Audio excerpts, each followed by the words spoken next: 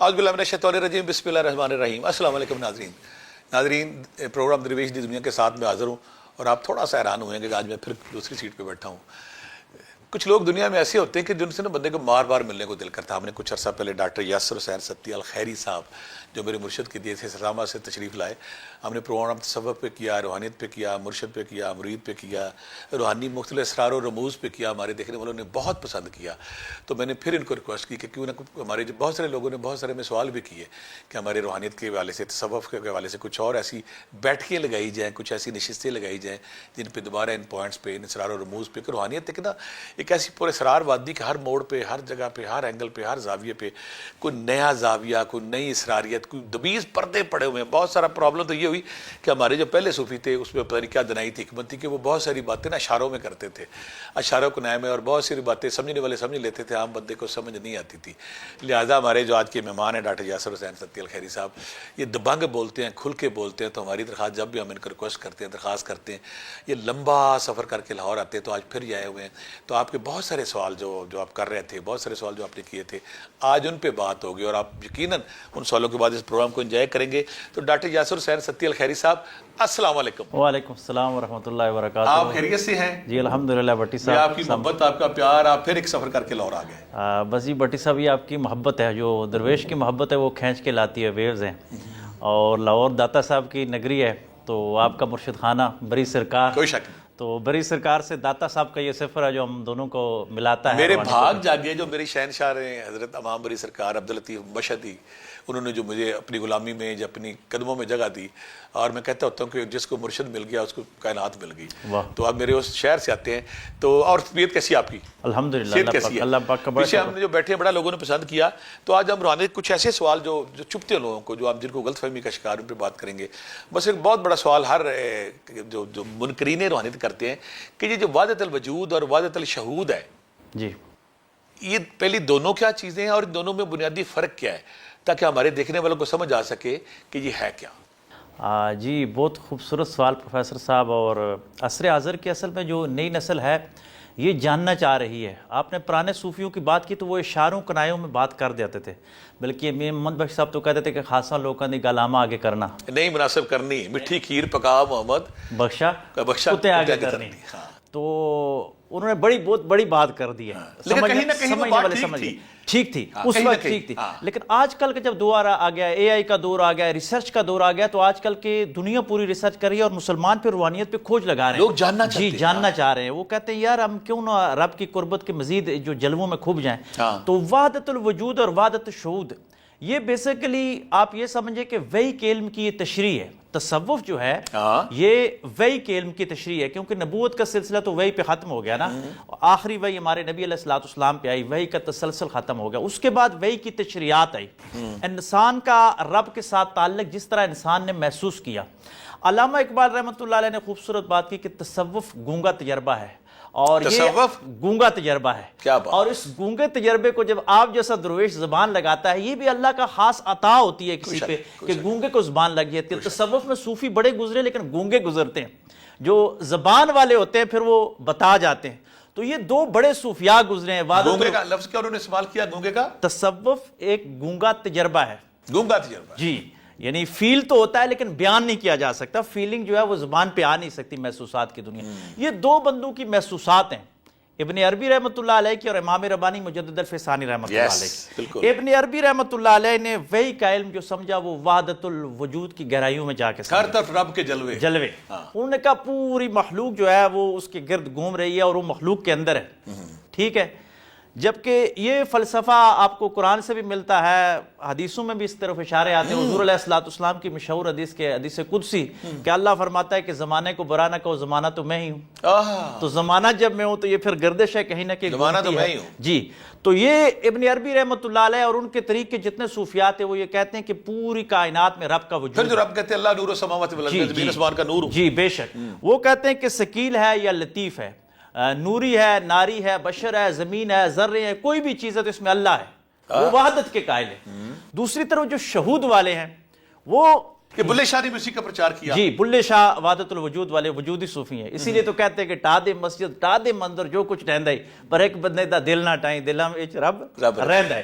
اب وہ یہ لوگ بہت سارے الزامات لگے, بہت سارے ان پہ کفر بھی لگے, تو پھر جی اصل میں وہ میاں منگل صاحب والی بات ہے کہ جو لوگ سمجھتے نہیں تھے میٹھی کھیر پھر ان کے آگے رکھ دی گئی تو انہوں نے الزام تو لگانے تھے نا, یہ مسئلہ ہے. میٹھی کھیر کی جو قدر ہے وہی جانتے ہیں جو اس کو ہڑپ کر سکیں, جو اس لطافت کو ہضم کر سکیں. تو صوفی کی کھیر ہر بندہ ہضم بھی نہیں کر سکا. اب مجدد الفسانی رحمۃ اللہ علیہ کا جو دور آیا, یہ زمان اور مکان کا بھی اس وقت بر صغیر میں اکبر کا جو الہادی نظام تھا لبرلزم, دین الہی, وہ وحدت الوجود کی غلط تشریعات کر رہا تھا.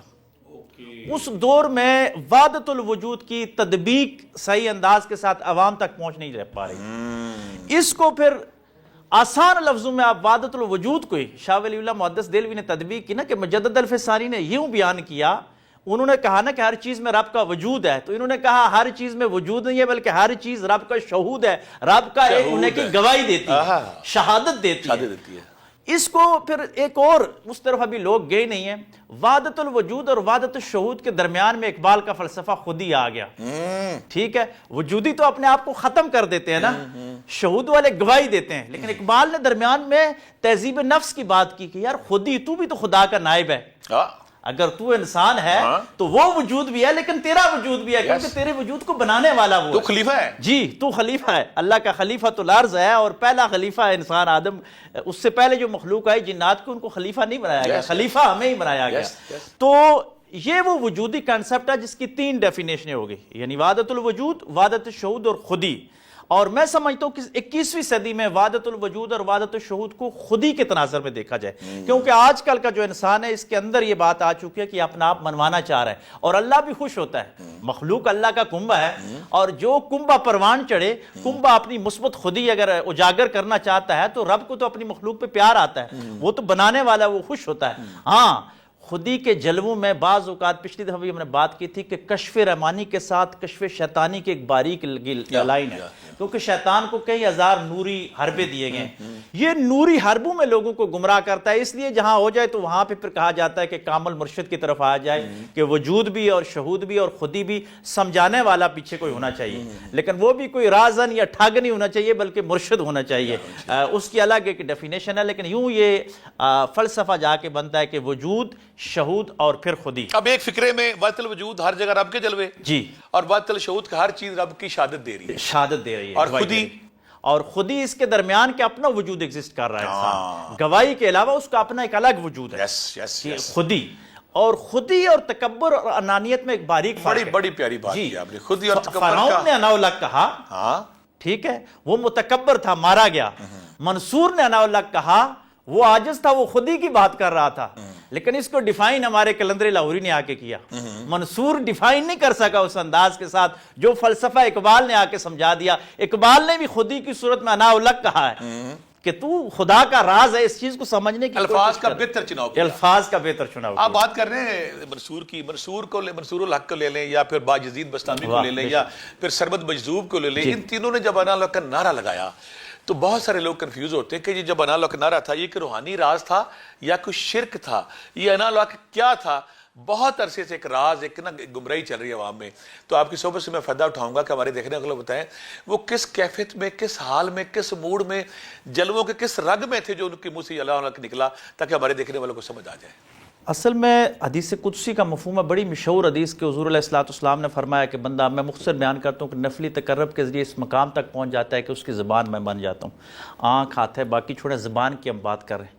وہ قدسی حدیث ہے, جی حدیث قدسی, کہ میں بن جاتا ہوں, تم نہیں رہتے. جی تم نہیں رہتے, میں بن. تمہارا بولنا میرا, تمہارا چلنا. پھر وجود کی بات آئی کہ وہ صوفی اس وجود میں پھر وہ کھو جاتا ہے, اس کے جلوے یہاں نظر آنا شروع ہو جاتے ہیں. وہ محسوس تو نہیں ہوتا, یا مٹ جاتا ہے وہ. جی مٹ جاتا ہے, فنا فی اللہ, اپنی شخصیت ختم. جی فنا فی اللہ ہو جاتا ہے. پھر اس مقام میں بھی صوفی اطاعت کا دامن چھوڑتا نہیں ہے. لیکن پیر میرے علی شاہ صاحب رحمۃ اللہ علیہ نے, میرے منیر میں مفتی صاحب نے بھی اس بات کو تذکرہ کیا کہ ایک دن انہوں نے بلا کے پوچھا کہ یہ لا تقربوا الصلاۃ وانتم سکریٰ, کہ جب تم نشے کی حالت میں ہو تو نماز کے قریب نہ جاؤ. آپ نے مفتی صاحب سے پوچھا پیر میرے علی شاہ رحمۃ اللہ علیہ نے کہ یہ کون سا نشہ ہے؟ نشے تو 2 طرح کے ہیں. انہوں نے کہا لا تقربوا الصلاۃ وانتم سکریٰ, یہ کچھ لوگ توحید کے نشے میں مستغرق ہو گئے اس وقت میں.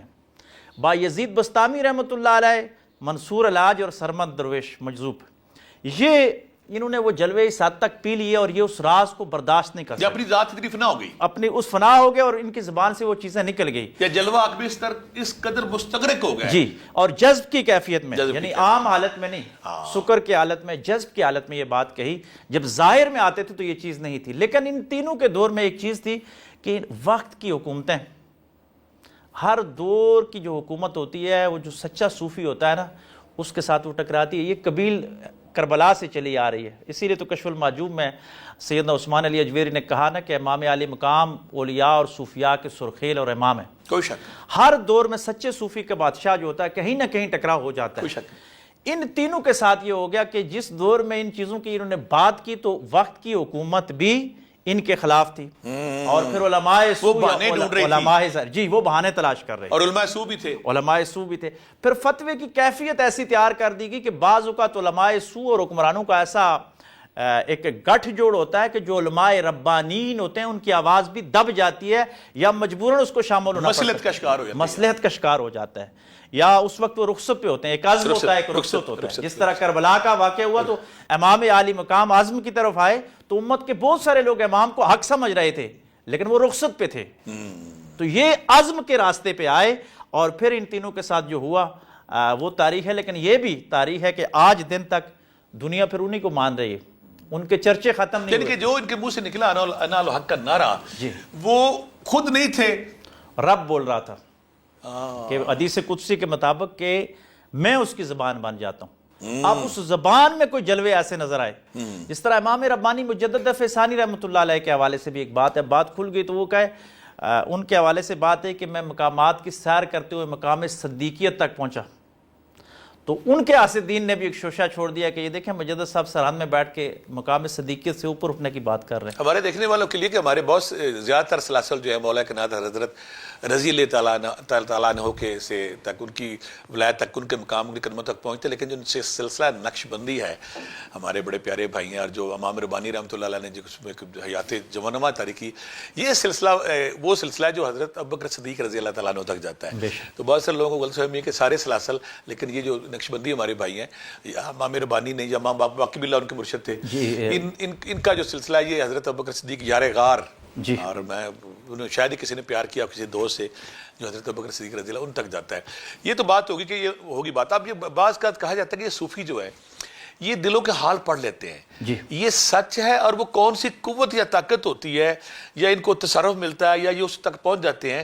یہ کیا مقام ہوتا ہے یہ دلوں کے حال پڑھ لیتے ہیں؟ یہ آپ تو ہر پریکٹیکلی جانتے ہیں، یہ آپ کی اعلیٰ ظرفی ہے کہ ہم جیسوں سے یہ چیز آپ وہ سننا چاہ رہے ہیں. میں تو سمجھتا ہوں استاد شاگرد سے ایک وہ دیکھنے والوں کے لیے. لیکن بات یہ ہے کہ یہ صوفی جو ہوتا ہے یہ نباز ہوتا ہے، وقت کی نبض پہ بھی ہوتا ہے اور بندے کی نبض کے اوپر بھی اس کا ہاتھ ہوتا ہے. وقت کی نبض پہ، جی وقت کی نبض، وہ وقت کے حالات کے مطابق. یہ ابن الوقت نہیں ہوتا، ابو الوقت ہوتا ہے.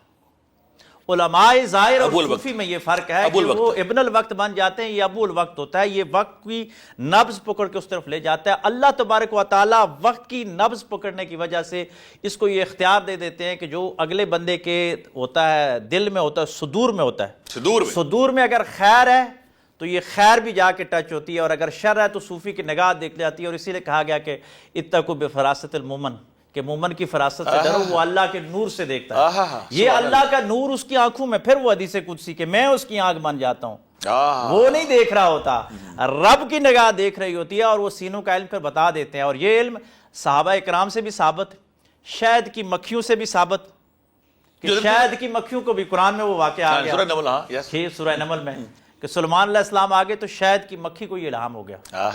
اور ہمارے صوفیات تو یہ فرماتے ہیں، عمر فاروق رضی اللہ تعالیٰ کا واقعہ، حضرت عمر کو ساریہ کتنا دور. اس کو چھوڑیے جی، جانوروں پہ آئیے. مرغی اپنے نیچے انڈے 22 دن رکھتی ہے. 22 دن کے بعد، اس 22 دن کی ریاضت کے بعد، میں کہوں گا 22 دن کے چلے کے بعد، اللہ اس کو یہ اتنی طاقت دے دیتا ہے کہ وہ اسی انڈے پہ چونچ مارتی ہے جس کے اندر بچہ ہوتا ہے. گندے انڈے پہ چونچ نہیں مارتی. سبحان اللہ. اگر مرغی 22 دن کی ریاضت کرتی ہے، وہ یہ جانتی ہے. ہاں، تو صوفی اگر جو ریاضت میں ہے، مجاہد میں ہے، تو وہ پھر اسی دانے کو لیتا ہے جو حق والا ہوتا ہے. کشف کے ذریعے دیکھ لیتا ہے کہ کون کہاں پہ ہے، اور باقیوں کو وہ محسوس کروا کے کہتا تو کچھ نہیں ہے، لیکن بہت ساری باتیں وہ انڈر لائن کر کے اگنور کر کے آگے چلا جاتا ہے، لیکن وہ یہ اللہ تبارک و تعالیٰ اس کو عطا فرماتا ہے۔ دیکھیے یہ جو ہمارے صوفیہ کرام ایک ٹرم استعمال کرتے ہیں فنا باللہ، جی یہ بڑا اس میں لوگ کنفیوز ہوتے ہیں، فنا فی اللہ، جی فنا فی اللہ کہہ رہا، فنا باللہ کہہ رہا، مختلف مقامات سے لفظ آتے ہیں کہ اللہ کے عشق میں مطلب فنا ہو گیا ہے۔ جی بے شک۔ یہ ترک ہوتا ہے، سرنڈر ہوتا ہے، یا وہ اپنے وجود کو ختم کر دیتا ہے، یا یہ کون سا مقام ہے جہاں پہ یہ مقام حاصل کرتا ہے کہ صوفی؟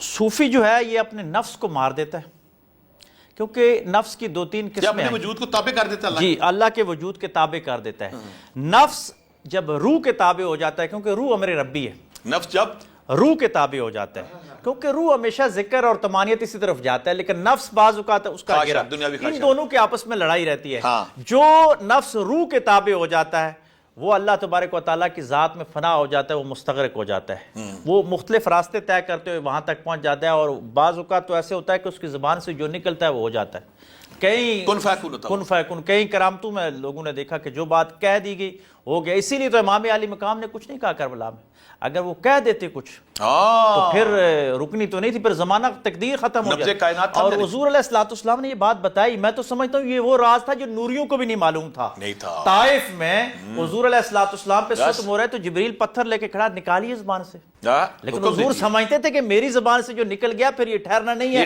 ایسا ممکن نہیں ہے، زمین ہی ختم ہو جائے۔ یہ پھر ایک اصول بن جانا ہے، جی ضابطہ بن جانا ہے۔ جی، اور میاں صاحب نے بڑی خوبصورت بات کی پٹواری زبان میں اپنی پنجابی میں کہ زور ہوندیاں زور نہ لایا۔ ہائے ہائے، صوفی وہ ہوتا ہے، وہ کہتے ہیں کربلا میں زور تھا، زور ہوندیا۔ پانی کی کیا ضرورت تھی؟ اگر فرات کے پیچھے آ سکتا ہے مجازی عشق میں، تو حقیقی عشق میں پانی فرات سے 2 قدم نہیں آ سکتا تھا۔ یہ یزیدیوں کی جرت کیسی تھی، لیکن زور ہوندیاں زور نہ لایا۔ ان کو پھر فنا فی اللہ کہتے ہیں کہ وہ اللہ کی رضا میں راضی ہے۔ اور پھر ایک اور بات یہ انبیاء کی زندگی سے ثابت ہے، آگ میں جبریل علیہ السلام آئے، ابراہیم علیہ السلام کو حکم کیجئے، جب بچان نے پھینکا رسے میں تھے، جی جبریل حاضر ہو گئے کہ میرا رب بہتر جانتا۔ لیکن جو جانتا، ہاں وہ اللہ کی رضا میں، تب پھر اللہ کہتا ہے کہ نہیں فنا ہو گئے۔ وہ جب فنا ہو جاتے ہیں، وہ انبیاء تو اعلیٰ درجے پہ تھے، ان پہ وحی آتی تھی، اس کے بعد پھر صلحاء، اور آج تک یہ تسلسل چلا آ رہا ہے۔ جو اس قبیل پہ اس راستے پہ چلنے کی کوشش کرتا ہے وہ فنا ہو جاتا ہے، اور اللہ کی ذات کے جلوے آج سے 21ویں دور میں، 21ویں صدی میں بھی ان کو نصیب ہو رہے ہیں۔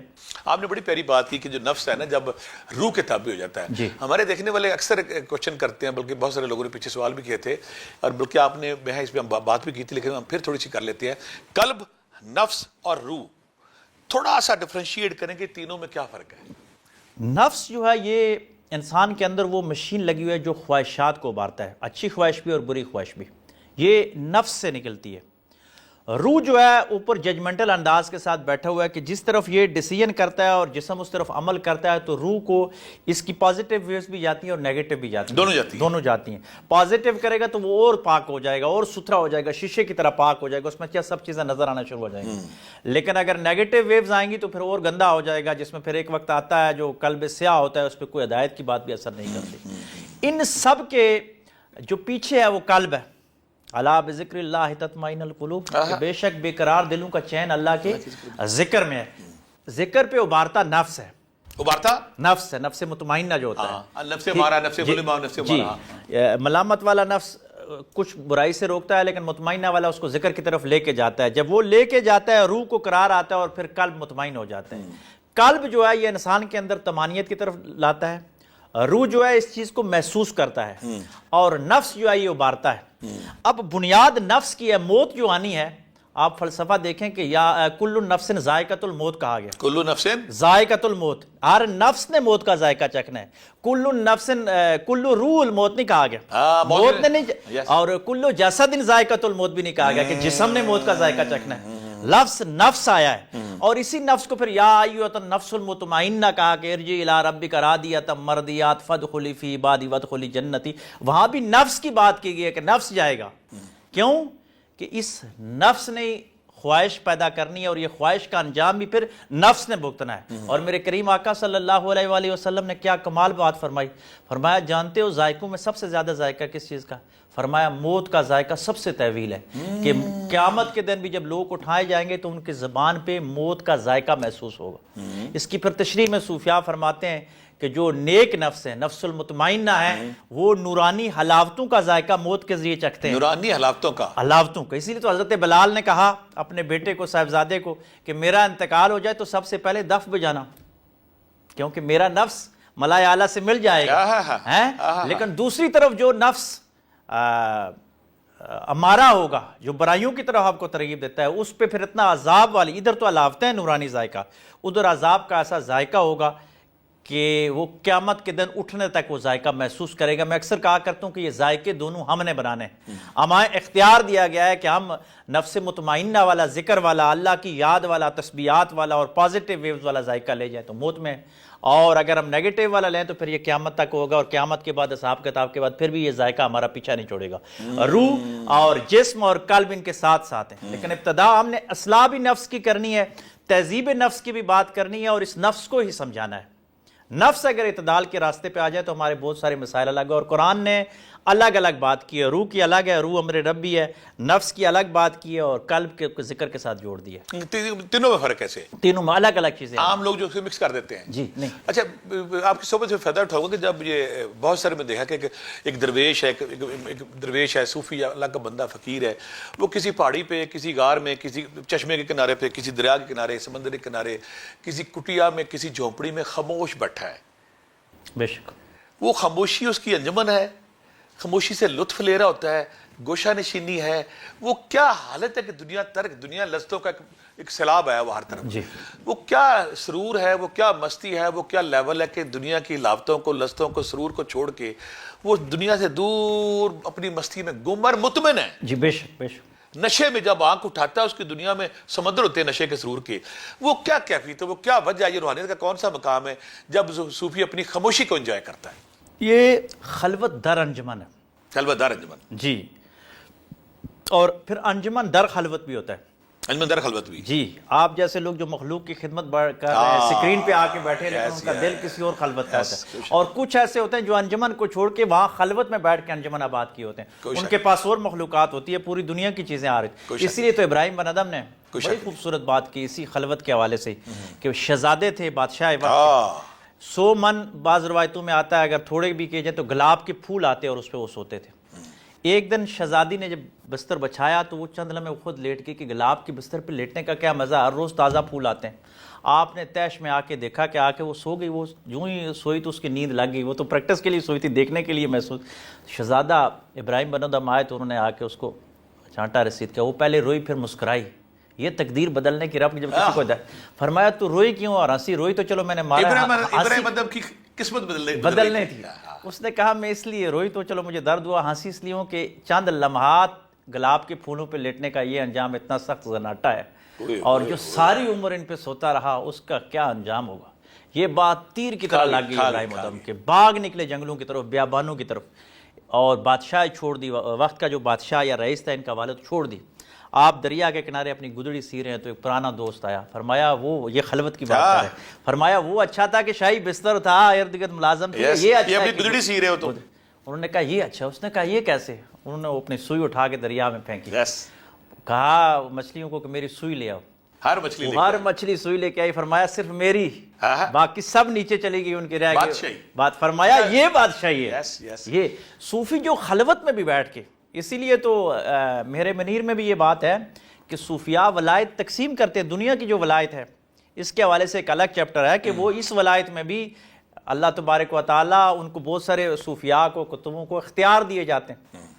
علاقو خان جب آیا وہاں پہ تو اس وقت وہاں کے صوفیاء نے کتنا روکا، وہ مشہور واقعہ ہے، پھر کبھی اس پہ انشاءاللہ پوری ڈیبیٹ۔ خواتین و حضرات، یہ بزم معرفت، بزم تصوف، یہ روحانیت کے اسرار رموز، اور جام در جام میں بھی پی رہا ہوں اور آپ بھی پی رہے ہوں گے، اور ہمارے جو مہمان ہیں، قابل احترام مہمان ہمارے ستی صاحب، جس طرح میں نے پہلے ہم معرفت روحانیت کے، تصوف کے، اور اس جو فقر درویشی ہے، اس کے مختلف ٹاپکس پہ ہم بات کر رہے ہیں، اور ہمارے مہمان جو ہے الحمدللہ ہماری جو پیاسی روحوں کو سیراب کر رہے ہیں، دوبارہ پھر ان کے پاس آتے ہیں، اور پھر ان سے ایک بڑا پیارا میں سوال کروں گا کہ جو صوفی خاموش رہتے ہیں، خاموشی میں یہ تو پتہ کہ وہ انجوائے کرتے ہیں اس کو، کیا اس خاموشی میں ان کی روح جسم سے نکل کے کائنات کی سیر کرتی ہے؟ جی بالکل، ایسا بہت سارے پاسبل ہے، بہت پاسبل ہے جی، بہت سارے باڈی آؤٹ آف روح، آؤٹ آف باڈی، روح آؤٹ آف باڈی چلی جاتی ہے، بالکل جاتی ہے، اور سیر کرتی ہے۔ یہ تو خواب میں پریکٹس ہوتی ہے.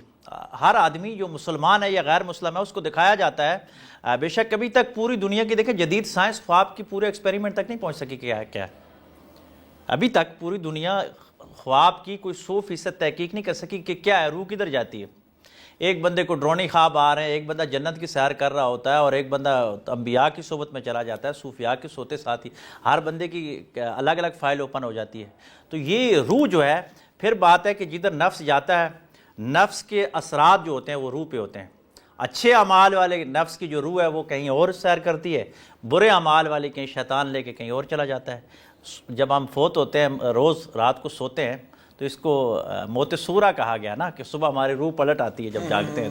تو اس دوران کہیں نہ کہیں تو جاتی ہے ہماری روح، سیر کر رہی ہوتی ہے. جو صوفی یا اسپرچولسٹ ہے وہ اپنی مرضی سے روح کو نکالنے پہ قادر ہو جاتا ہے.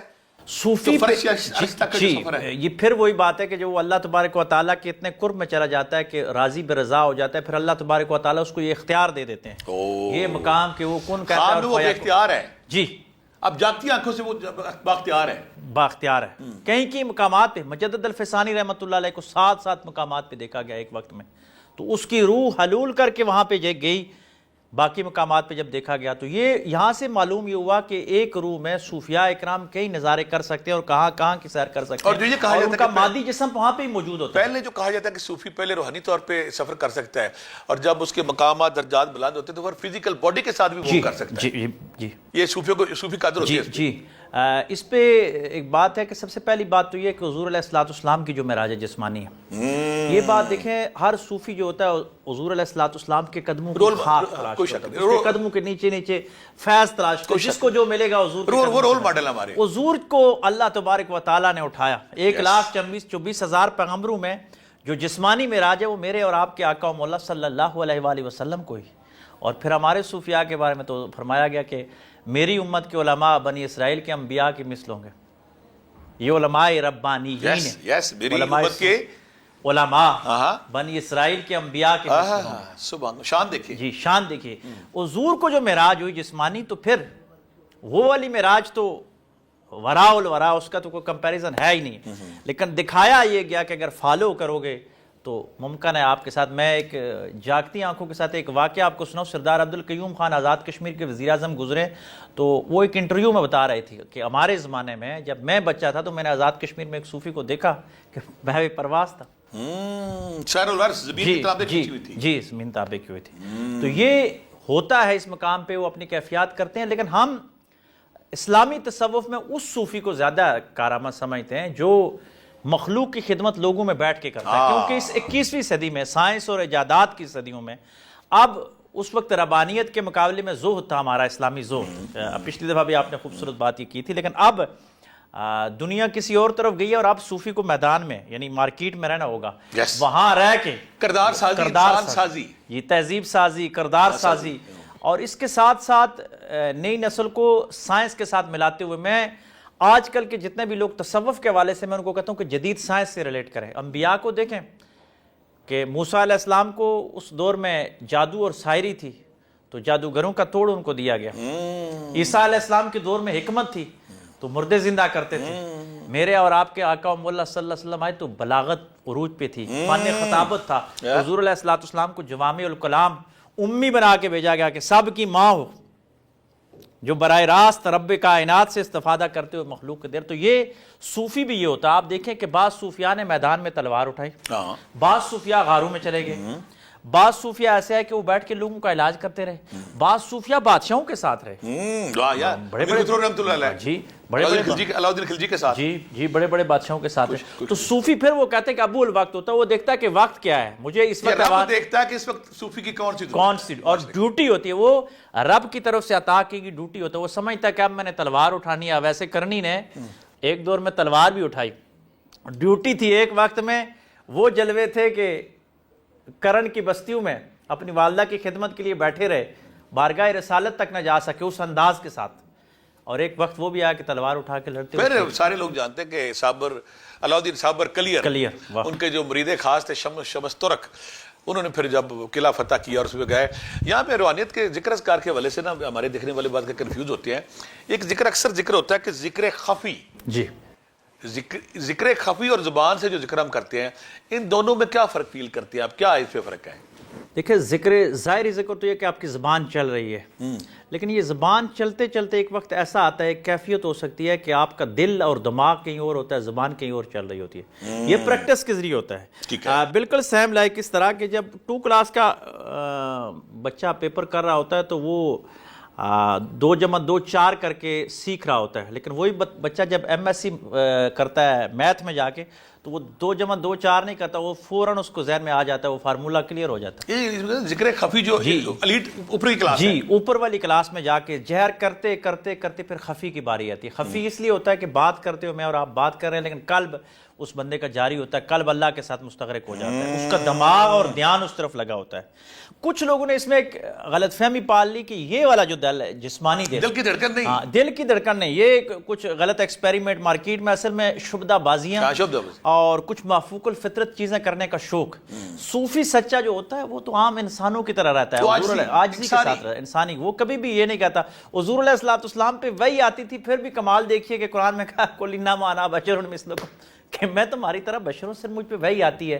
حالانکہ حضور علیہ السلام ہماری طرح بشر, سردار الانبیاء, لیکن کیا کہا گیا اگلے بندے کو مطمئن کرنے کے لیے. اب یہ دل تو دھڑکتا ہے سب کا, اور صوفی جب بات کرتا ہے تو وہ اس دل کی بات کرتا ہی نہیں, یہ تو ڈاکٹر نکال کے باہر رکھ لیتے ہیں آپریٹ کر کے. آج کل مصنوعی ڈاکٹر آ گئے, پیس آ گئے. جی تو یہ والا دل نہیں ہے, وہ اندر قلب جو ہے وہ ایک کیفیت کا نام ہے, انٹچیبل چیز ہے. تصوف یاد رکھیے گا, تصوف کی جتنی چیزیں یہ سافٹ ویئر ہے, یہ ہارڈ ویئر نہیں ہے. موبائل کے ذریعے آسانی سے لوگ سمجھ گئے, ہارڈ ویئر ٹچیبل چیزوں پہ شریعت لاگو ہوتی ہے. کاؤنٹر پیٹمور گورا تھا تو اس نے تصوف کے حوالے سے بڑی پیاری بات کی جو میرے دل کو چھوئی اور آپ کو بھی چھوئے گی. کاؤنٹر پیٹمور کہتا ہے کہ تصوف کی بات اس شخص کو نہیں سمجھائی جا سکتی جو اس کیفیت یا محسوسات سے نہیں گزرا. تصوف کی بات اس شخص کو نہیں سمجھائی جا سکتی جو اس کیفیت سے محسوس نہیں گزرا. اس کی مثال ایسے ہے جیسے کسی نے بنفشے کا پھول نہیں سونگا تو وہ کیسے بتائے گا بنفشے کی خوشبو کیسی ہے. اس کے لیے محسوس کرنا ضروری ہے. ذکر خفی کے ساتھ پھر ایک بڑا ذکر ہوتا ہے علم لدنی. جی علم لدنی, علم لدنی, اس کو ہمارے ناظرین کیسے سمجھیں گے, یہ کیا ہوتا ہے؟ یہ ایک خاص علم عطا ہوتا ہے جو روح کا علم ہوتا ہے, اور یہ ٹوٹل باطن کا علم ہے. اس کو سمجھانے کے لیے تو میں حضور علیہ السلام نے کمال بات کی, میں سب کو کہتا ہوں کہ اس حدیث پہ عمل کرتے ہو کہ جمعے کو سورۃ الکاف پڑھا کرو, انسان فتنوں سے محفوظ رہتا ہے. کیوں کہا گیا؟ سورۃ الکاف کے مضامین کو دیکھیے گا, سارے کے دجال کے لیے بھی یہ کہا گیا, سارے کے سارے تصوف سے ریلیٹ کرتے ہیں.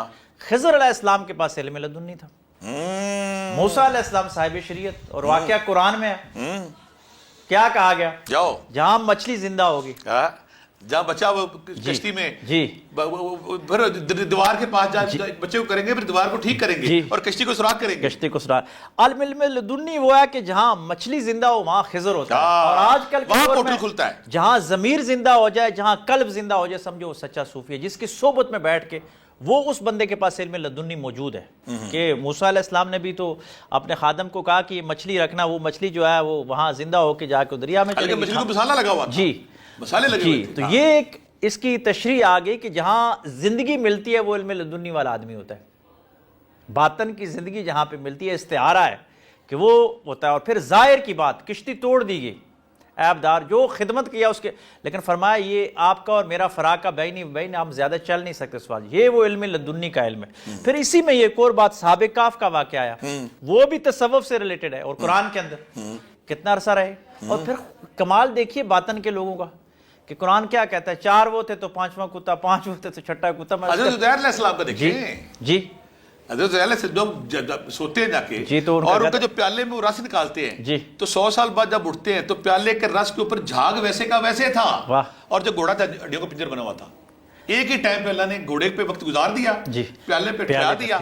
اللہ اپنی جب کرشمہ سازی پہ آتا, اللہ کہتا میں ہوں.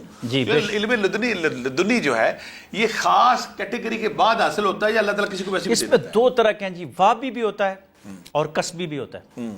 جس طرح پانی کے چشمے زمین سے پھوٹتے ہیں, آپ نے دیکھا ہوگا پہاڑوں میں, آپ تو مری میں رہے ماشاءاللہ, کہ پہاڑوں سے کچھ چشمے خود ہی پہاڑی اتنی اونچائی ہے اور اتنا اچھا, کوئی شک, اور کئی جگہ پہ بور کر کے ڈرل کر کے لوگ پانی لے آتے ہیں.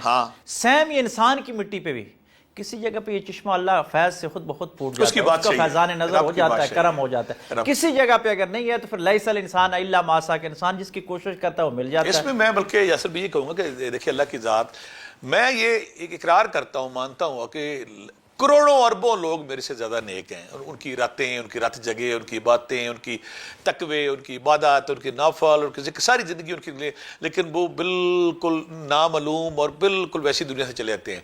اور کوئی ہمارے جیسے گناہ گار سیاہ کر ہوتے ہیں، کوئی کچھ بھی نہیں کرتے، اللہ تعالیٰ ان کو شہرت دیتا ہے۔ یہ رب کی باشی جہاں وہ کرنا چاہے۔ کیا روحانیت کا جو علم ہے یہ ہر بندہ سیکھ سکتا ہے یا کہ خاص کیٹیگری کے لوگ ہوتے ہیں؟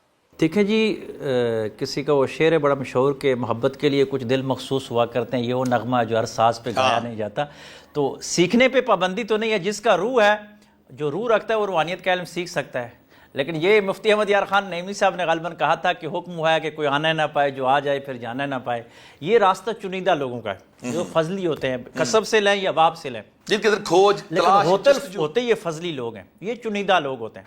اصحاب صفہ سے یہ قافلہ نکلا، حضرت اویس کرنی، جنید بغدادی، امام عالی مقام 72 ہی تھے، 313 تھے۔ یہ قافلہ ہمیشہ سے ہر دور میں یہ چند مخصوص ہوتے ہیں، لیکن یہ جس طرح روح ہوتا ہے یا مرکزہ ہوتا ہے، یہ معاشرے کے اندر اس طرح ہوتے ہیں، اتر ہوتے ہیں معاشرے، اتر ہوتے ہیں۔ معاشرے زندہ ہیں ان سے، یہ معاشرے زندہ ان سے، بعض معاشرے کی وجود سے زندہ ہے، بے شک، کسی بھی معاشرے کا یہ اتر خوشبو ہوتے ہیں۔ بے شک، 100%۔ بڑی پیاری بات، ایسا یہاں پہ بڑی بات ذکر ہوتا ہے جب بھی ہم تصوف پہ بات کرتے ہیں، روحانی پہ بات کرتے ہیں، تو بہت سارے لوگ نا عشق مجاز اور عشق حقیقت کا جب بات کرتے ہیں کہ عشق مجازی ضروری ہے عشق حقیقی کے لیے، یا جب تک عشق مجازی کی ٹھوکر نہ پڑے عشق حقیقی کے سمندر میں غرق نہیں ہوتے۔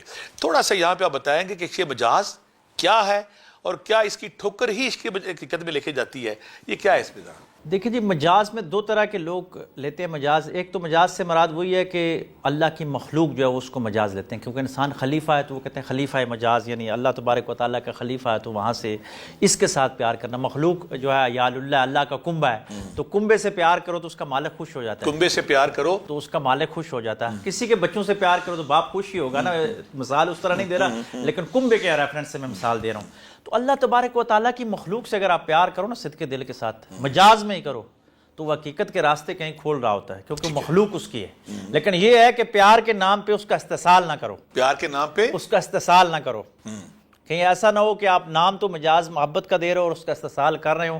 آپ دیکھیں یا نفسی خواہشیں پوری کر رہے ہو۔ مجاز کی دیکھیں، میں لوگوں کو کہا کرتا ہوں کہ یہ مجاز کے عشق میں بھی لیلا مجنو، سسی پنو، شیری فرات، دنیا میں کتنے لوگ اور تھے جنہوں نے نفس کی محبت کی ہے، انہوں نے مجاز میں بھی پاکی رکھی ہے کہیں نہ کہیں۔ تو آج تک لوگ کہانیوں میں ہی، آپ کی داستانوں میں ہی، ان کے دور کے باقی لوگ تو غائب ہو گئے، یہ زندہ ہیں۔ یہ ان کے مجازی محبت نے ان کو زندہ رکھا ہے نا، اور مجازی محبت اگر یہاں تک ہے تو حقیقی محبت پھر کہاں تک ہوگی۔ لیکن یہ ہے کہ براہ راست ہمیں کوشش تو جو کہا جاتا ہے کہ عشق مجاز سے عشق حقیقت کا سفر، جی، وہ کیا ٹرم استعمال کرتے ہیں لوگ؟ یہ انسان سے محبت، اور بعض اوقات انسان کی محبت میں کوئی یا تو چوٹ لگ جاتی ہے اور یا فضل بھی ہو جاتا ہے۔ اکثر لوگوں کو چوٹ لگتی ہے اور چوٹ سے بھی وہ نکل جاتے ہیں۔ میرے دوست ہیں کہ صاحب ذرا کاشف صاحب، جو واسف علی واسف صاحب اپنے وقت کے عظیم جو درویش تھے، ان کے بیٹے وہ کہتے ہوتے ہیں کہ میرے والد صاحب پہ جب عشق مجاز ہوا تو عشق مجاز میں انہوں نے ٹھوکر کھائی تو 2 کہ 3 راتیں پھر کمرے میں بیٹھے رہے، اور اس روح ایک کیفے سے گزری جس میں کیفے، پھر اس کے بعد لکھنا شروع کر دیا، اور وہ 3 دن بعد جب باہر نکلے تو عشق مجاز سے حقیقت میں ڈھل چکے تھے۔ وہ جو ٹھوکر تھی، وہ جو غم تھا، جہاں ہدر تھا، اداسی تھی، وہ ان کو نا نئی دنیا میں لے گی، تو وہ کہتے ہیں کہ وہ وقت چینج تھا ان کے اندر۔ اچھا، بہت سارے لوگ کہتے ہیں کہ وحدت الوجود جو ہے یہ شرک ہے یا کفر ہے، تو آپ کیا کہیں گے، یہ شرک کفر یہ کیا ہے؟ دیکھیں، جو نہ سمجھ لوگ ہیں وہی شرک کہتے ہیں۔ شرک تو تب ہو کہ اللہ تبارک و تعالیٰ کی ذات میں کسی کو شریک بنا رہا ہو، وہ تو اللہ کے جلووں کی گواہی دے رہے ہیں، اللہ کے ایک ہونے کی گواہی دے رہے ہیں، اللہ کے جلووں کی، جلووں کے ہونے کی گواہی دے رہے ہیں، تو اللہ کے جلووں کا کون منکر ہو سکتا ہے؟ ہاں، تشریعات میں اور لفظوں میں یہ بات ہے کہ کچھ لوگ کہتے ہیں کہ یہ شہادت دے رہے ہیں، اور کچھ کہتے ہیں کہ عین اس کا جلوہ ہے۔ عین ہو یا ظن ہو، ہم تو اس کے خالق ہیں، وہ توحید ہی اسی کی ہے نا، وہ اللہ کو تو اللہ مان رہے ہیں، شرک کیسے ہوگی؟ اور شرک سے ویسے بھی حضور علیہ الصلوۃ والسلام کے حدیث ہے کہ مجھے تمہارے شرک کا خوف نہیں، مجھے یہ ہے کہ تم دنیا کے فتنوں میں مبتلا کر دیے جاؤ گے۔ حضور کے حدیث ہے، دنیا کے فتنوں میں، مال کی محبت میں، لیکن شرک کے حوالے سے اور جو حضور کی امت کے حوالے سے میں دیکھوں کہ میرے نہیں خیال کہ اس دور میں جو بندہ مسلمان کہہ رہا ہو تو وہ اللہ کو ایک نہ مان رہا ہو یا محمد علیہ السلام کو آخری نبی نہ مانو. شرک کی تو آسان ڈیفائن ہے کہ اللہ کو ایک نہ مانو تو آپ مشرک اس کی ذات یا صفات میں. تو باقی کسی کو مشرک ٹھہرانا میرے خیال میں خود کہتا ہوں ڈاکٹر صاحب کہ جب ایک بندہ رائے سلوک کا مسافر ہے، ایک اسپرچول ہے، صوفی ہے، فقیر ہے، درویش ہے، وہ پوری دنیا سے منہ موڑ کے رب کے عشق میں جب ڈوبتا ہے، اس کی تو ترجیح اول ہی رب ہے. بے شک بے شک اس کی ترجیح اول دنیا رہی نہیں تو وہ کیسے شرک کرے؟ وہ کیسے، وہ تو اس کا اٹھنا بیٹھنا سونا بیٹھنا اس کا ہے ہی رب. بے شک. یہ غلط فہمی گئی. پھر ایک اور یہاں پہ الزام لگاتے ہیں کہ جو تصوف ہے یا صوفیزم ہے یا فقر ہے یا درویشی ہے، یہ سارے کا سارا عملی زندگی سے فرار ہے. یہ عملی زندگی کی ریالٹیز، جو اس کی بٹر ریالٹی تلخ حقائق ہے، اس کو فیس نہیں کرتے. یہ کسی بابے کے پاس، کسی خانقاہ، کسی درویش، کسی جنگل دریا پہ بیٹھ جاتے ہیں. یہ زندگی کی تلخ حقائق کا سامنا نہیں کرتے. اس کے بارے میں آپ کیا کہیں گے؟ ایسا نہیں ہے جی، وہ حضور علیہ السلام کی سیرت سے واقف نہیں ہے کہ میرے آقا علیہ السلام کا پہلا 40 سال کا جو عمل ہے وہ غار ہرا کی خلوتوں میں کیا تھا. کیا حضور علیہ السلام کے بارے میں پھر یہ کیا کہیں گے؟ کتنے عرصے میں اس معاشرے میں وہاں جاتے تھے.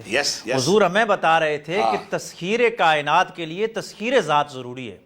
صوفی ان جگہوں پہ جا کے تسخیر ذات کرتا ہے، واپس وہ تسخیر جی اور واپس وہ تسخیر کائنات کی طرف ہی آتا ہے. ایسا ہو ہی نہیں سکتا کہ صوفی زمانے سے کٹ جائے.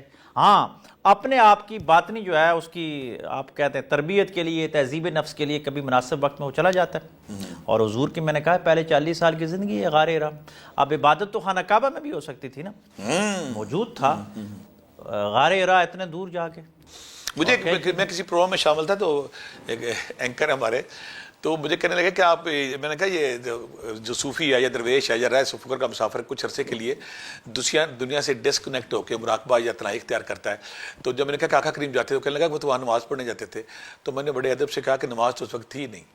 جی کون سی نماز تو بھی تھی نہیں. اور دوسری بات ہے کون سا انسان ہے جو خانہ کعبہ کا چھوڑ کے 15-20 کلومیٹر دور جائے گا؟ وہ تنہائی، جو امام غزالی نے کہا کہ جب کسی انسان پہ رب کی پہلی تجلی وارد ہوتی تو پتہ کیا ہوتا ہے؟ وہ گوشہ نشینی کی طرف جاتا ہے، وہ تنہائی کی طرف جاتا ہے، ادھر جاتا ہے. تو لوگوں کو غلط فہمی ہے. یہاں میں ایک اور بات کروں گا، جو ہمارے روحانی علوم ہے یا تصوف کا یا سبق اسباق ہے سارے، کیا نارمل جو آج کا انسان ہے اس کی زندگی میں یہ چینج لاتے ہیں؟ بہت زیادہ لاتے ہیں. جو اس کی زندگی میں سکون آ جاتا ہے، طمانینت آ جاتا ہے. آپ دیکھیں میں آج بھی داتا صاحب کے قدموں میں جمعہ پڑھنے کا شرف ہوا تو میں اس پچھلی والی سائڈ پہ بیٹھا ہوا تھا تو میں دیکھ رہا تھا کہ ڈریسنگ سے ہمارے چاروں صوبوں کی تہذیب، کلچر، ڈریسنگ کی ثقافت میں تو میں دیکھ رہا تھا کہ بلوچی لوگ بھی کھلی شلواروں کے ساتھ وہ بھی آ رہے ہیں، سندھی ٹوپیاں پہنے ہوئے بھی لوگ آ رہے ہیں، پختون سٹائل والے بھی آ رہے ہیں اور پہاڑی سٹائل کے لوگ بھی آ رہے ہیں. تو میں دلی میں سوچ رہا تھا کہ ایک تو ہمارا پاکستان کا وفاق ہے، لیکن میں نے کہا ہمارے روحانی وفاق کی جو مرکزیت ہے وہ داتا صاحب ہے کہ کس طرح مخلوق کشاں کشاں آ رہی ہے یہاں پہ. تو سکون ملتا ہی ہے تو لوگ آ رہے ہیں نا، کوئی شک نہیں. اور ان لوگوں نے پھر داتا صاحب نے دیکھیں 1200 سال ہو گئے، اس سے بھی زائد ہو گئے. یہاں 981 سال جی 981 سال جی یہاں پہ آ کے 981 سال میں انہوں نے توحید کی شمع روشن کی. اور آج تک کتنے بادشاہ گزرے. نہیں پھر لوگ بھول جاتے ہیں جہاں پہ ذکر اذکار ہوں گے، درود و سلام کی صدائیں ہوں گی، جہاں پہ نوافل ہوں گے، جہاں پہ صدقہ خیرات ہوگے، جہاں پہ بھوکوں کو کھانا کھلایا جائے گا، تو وہ جگہ متبرک کیوں نہیں ہوگی؟ جب حضرت علیہ السلام حضرت مریم کے پاس گیا تو کہتے یہاں پہ بے موسم پھل پڑے ہیں اور یہاں یقیناً کوئی نیک عمل کام ہو رہا ہے. تو یہ تو وہ جگہ ہوتی ہے نا. یہاں پہ ایک اور میں کہوں گا کہ آج کا جو انسان ہے اگر روحانیت سیکھنا چاہیے تو کیا پاسبل ہے اس کے لیے اس مصروفیت میں، اس بھاگ دوڑ میں؟ وہ اپنے ذات کے لیے وقت نکالے، تذکیر ذات کی طرف جائے. وہ غار ہرا کی خلوت قد افلح جی قد افلح من تزکا، ٹھیک ہے، فلاح پا گیا جس نے اپنے نفس کا تزکیہ کیا. شیمپو سے نہیں دھونا، اپنے نفس کو دھونا ہے. جی اور یہ زکوٰۃ کا جو لفظ آیا ہے، تزکیے کا لفظ آیا ہے، یہ زکوٰۃ تو بہت بعد میں آ کے فرض ہوئی. تو اس سے پہلے جہاں بھی زکوٰۃ کا لفظ آیا مکی دور کی آیتوں میں کہیں بھی تو وہ اسی تزکیے کے بارے میں آیا. آپ اندر کی صفائی کریں. اور اندر کی صفائی کس چیز کے لیے؟ 3 چیزوں سے: اللہ کا ذکر، موت کو یاد کرنا اور دنیا سے بے رغبت ہو جانا. یہ 3 چیزیں آپ کریں تو آپ کا دل جو ہے وہ طمانینت کی طرف آ جائے گا. اس کے اندر قلم لگ جائے گی اللہ کی محبت کی. اور پیر میرے علی شاہ صاحب نے کمال بات کہی. آج کے صوفی کے لیے بات کر رہا ہوں، آج کے عام بندہ جو صوفی بننا چاہتا ہے تو ان سے پوچھا گیا کسی نے کہ دنیا دار جو ہے اس کے اندر بھی ولایت کا پودا لگ سکتا ہے؟ تو آپ نے کہا کہ ملتان کے اندر لاچی آم ہوتا ہے کہ لاچی کے پودے کو کاٹ کے اس کے اندر آم لگایا جاتا ہے. لوگ کھاتے ہیں آم میں، خوشبو لاچی کی آ رہی ہوتی ہے.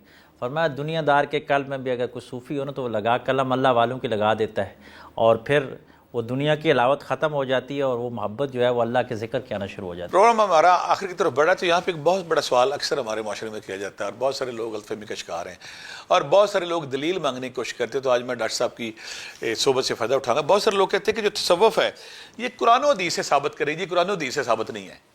جی، کیا قرآن و حدیث میں اس کا ذکر ہے؟ قرآن و حدیث میں دیکھیں بڑی واضح ہے کہ جہاں پہ بھی احسان کی بات آئی، میں نے پہلے اس کہا کہ زکوٰۃ کی جہاں جہاں تزکیہ کی بات آئی، قد افلح من تزکیٰ، تزکیہ نفس کی جہاں پہ بات ہوئی تو وہ قرآن براہ راست ہے۔ حضور علیہ الصلوۃ والسلام کی زندگی کو دیکھیے، اصحاب صفہ کی جماعت ہے، آج بھی مسجد نبوی میں اتنی زمانے کی شکست و ریخت کے بعد وہ جگہ مسجد نبوی میں بلند ہے۔ اصحاب صفہ کا چبوترا آج بھی بلند ہے۔ کتنے بادشاہ گزرے، کیوں بلند ہے؟ اصحاب صفہ کو الگ کیوں رکھا گیا؟ حضرت اویس کرنی کے پاس خلفائے راشدین حضرت ابوبکر، حضرت عمر اور حضرت علی کو کیوں بھیجا گیا کہ جا کے دعا کرائیے؟ وہ کون سا تصوف تھا، وہ کون سا راستہ تھا؟ یہ وہ چیزیں جو بتا رہی ہیں کہ قرآن و حدیث جو ہے وہ تصوف کی مضبوط بنیادوں پہ، اور آپ تو کہتے ہیں کہ ہمارا اسلامی تصوف ہے۔ میں نے پچھلے پروگرام میں کہا تھا کہ آدم صفی اللہ ہے، صفائے قلب کا تو آدم علیہ السلام سے یہ چلا آیا۔ اور کون ہے جو ظاہر کی بات کرے اور باطن کی بات نہ کرے؟ صوفی تو باطنی نظام تربیت کی اور باطنی شریعت کی بات کر رہا ہے۔ ظاہری آپ کے جسم پہ، باطن کی خلوص اخلاص پیدا کرنا۔ اور معرف قرآن میں مفتی شفیع صاحب کا میں حوالہ دیتا ہوں، انہوں نے تو کہا کہ تصوف کا علم کرنا فرض کے قریب قریب ہے۔ کیوں قریب ہے؟ وہ کہتے ہیں کہ باطن کی جتنی بیماریاں یہ ختم ہی نہیں ہوگی تو ظاہر کی عبادت کیسے؟ تزکیہ نفس کے بغیر تزکیہ نفس انسان تو جانور کا بن جائے گا۔ جی، آج دیکھیں نا، تزکیہ نفس کے بغیر باتیں ہو رہی ہیں، مسجدیں بھری ہوئی ہیں، معاشرے میں تبدیلی نہیں آ رہی۔ اور وہ 313 تھے لیکن تزکیہ نفس والے تو فرقہ بازی کی نفرت کی فصل اگاتے ہیں نا۔ جب سے امت نے باطن سے منہ پھیرا ہے تو یہ ظاہر کی فرقہ واریت کی جب سے خان کا نظام کمزور ہوا ہے۔ شلوار کا سائز کیا ہونا چاہیے، ٹخنوں کے داڑھی کا سائز کیا ہونا چاہیے، پگڑی کا رنگ اور پگڑی کا سائز کیا ہونا چاہیے۔ افسوس ظاہری علیا کہ یہ نہیں کوئی دیکھتا کہ نماز جو میں پڑھ رہا ہوں، تصوف تو یہ کہتا ہے کہ اس طرح عبادت کر کے گویا تو رب کو دیکھ رہا ہے۔ کسی فرقے نے آج تک یہ بات کی ہے کہ ایسی نماز پڑھو کہ آپ رب کو دیکھ رہے ہیں؟ فرمایا پھر کم یہ ہے کہ ایسی عبادت کر کے وہ تجھے دیکھ رہا ہے۔ بس تصوف تو یہی ہے۔ اور ڈاکٹر صاحب، آپ کی صحبت، آپ کی آمد، آپ کا علم اور آپ ساری چیزیں بہت بہت شکریہ۔ اس دعا کے ساتھ کہ اللہ تعالیٰ آپ دوبارہ جب کبھی ہم پھر آپ کو ریکویسٹ کریں، آپ پھر تشریف لائیں، اور ہمارے دیکھنے والے بہت سارے سوال بھی کر سکتے ہیں اور ڈاکٹر صاحب کو پھر ہم ریکویسٹ کریں گے، پھر ہم ملتمس ہوں گے کہ ڈاکٹر یاسر صاحب پھر ہمارے پاس آئیں تاکہ آپ کے وہ سوال جن کو جو رہ گئے ہیں، جو چپتے ہیں، جو سوالوں کو الجھاتے ہیں، ان پہ پھر ہم بات کر سکیں۔ ڈاکٹر صاحب بہت بہت شکریہ، سلامت رہیں، خوش رہیں، جیتے رہیں۔ اس دعا کے ساتھ کہ اللہ تعالیٰ آپ کی لاہی میں آسانیاں لائے، اس دعا کے ساتھ آپ کے معاشرے کا ایک صالح انسان بنے، اس دعا کے ساتھ کہ نفرت، تکبر، غرور سے پاک ہو کے محبت، پیار، امن بانٹیں۔ اور امن کا بیڑا درویشوں کا بیڑا ہے، محبت کا بیڑا ہے، خلوص کا بیڑا ہے۔ تو درویش کی دنیا کے آج کے پروگرام کے ساتھ میں آپ سے اجازت لیتا ہوں، دوبارہ پھر کسی نشست میں ملیں گے۔ اللہ حافظ۔